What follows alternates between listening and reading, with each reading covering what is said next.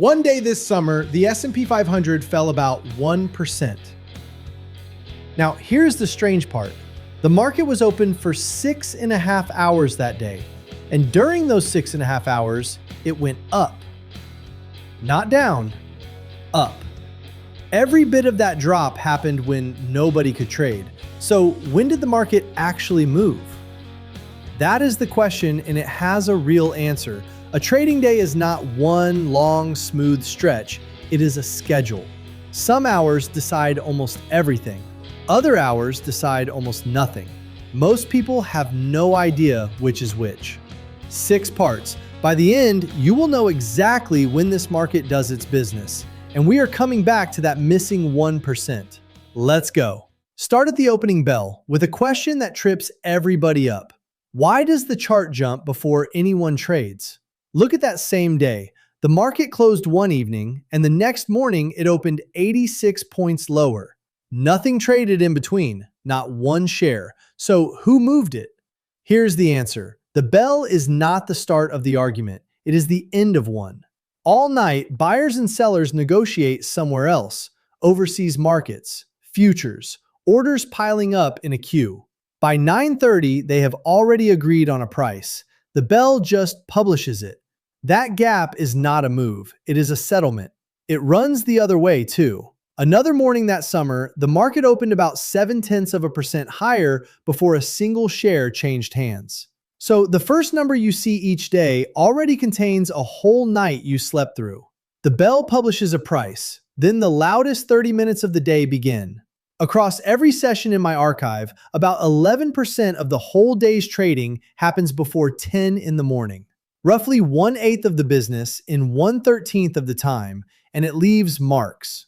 In about half of those sessions, the highest or the lowest price of the entire day gets set in that first half hour. Take one morning that opened higher. Its best price came at 9:35. 5 minutes in, it never saw that price again. It spent the next 6 hours walking away from it and closed lower than it started. The first half hour does not just start the day. Very often, it draws the day's ceiling or its floor. Now the middle. Why does the middle of the day feel like nothing is happening? Because almost nothing is. Here is the whole trading day cut into half hours. The first bar is the open. Then watch what happens. It falls, and it keeps falling. By 1 in the afternoon, a half hour of trading is only about 5% of the day. That is the quietest stretch on the clock, under half the morning's volume. Take one calm day that summer. Between 11:30 and 2, the whole market moved through a range of about 0.2%. The full day's range was 3 times that, 2.5 hours and barely a third of the movement. The big money is not gone, it is waiting. Nobody wants to push a large order into a thin market. You end up moving the price against yourself. Then the quiet breaks. Watch one afternoon. At 5 minutes to 2, the market was down about 0.5%. Ordinary, sleepy. Then in the next 5 minutes, the amount of trading more than doubled. Nobody had to tell you news arrived. The volume told you. That is what news actually looks like on a chart. Not a price move first, a crowd showing up first. And then the price moved. Within the hour, it had climbed all the way from down 0.5% to up almost 0.3. Green on the day. Everybody who bought that news felt smart just before 3 o'clock. Hold that thought. The clock was not finished with them. Which brings us to the last half hour. Go back to that picture of the day. Every bar shrinks through the afternoon, and then the final one explodes. Nearly a fifth of the entire day's trading happens after 3:30. 1/2 hour doing almost 4 times the business of the quietest one.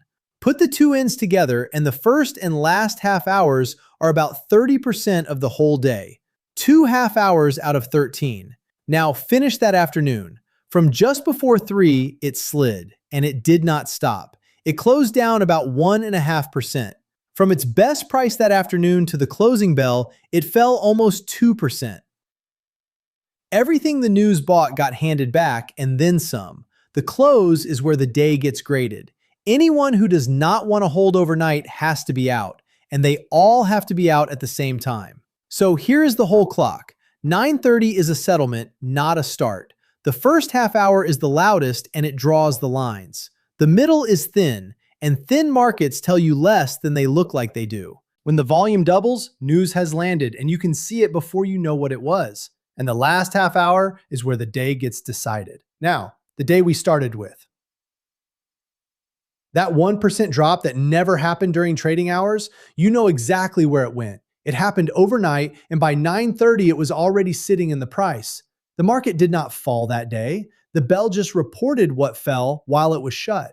In fact, once trading opened, buyers pushed it 10 points higher by the close. The headline said stocks fell 1%.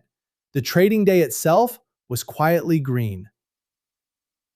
Same session, two completely different stories, and the clock is the only thing that tells them apart. So next time a number lands, ask a second question, not just how much, when.